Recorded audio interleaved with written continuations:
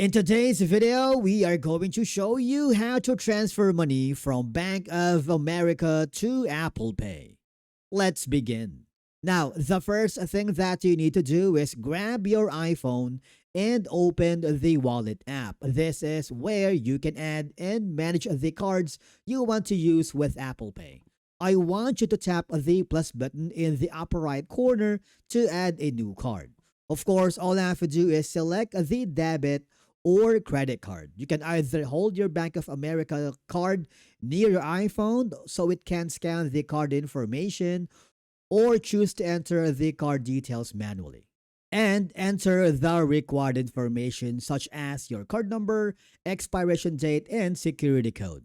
Now, after entering your information, Apple may ask you to verify your Bank of America card. Depending on your account and security settings, verification may be completed through Bank of America or another available verification method, and follow the on-screen instructions. Once your card has been successfully verified, it will be added to Apple Wallet and can be used with Apple Pay. And basically, that's it for today's video on how you can use your Bank of America account with Apple Pay. Thank you so much for watching. We will see you in the next video.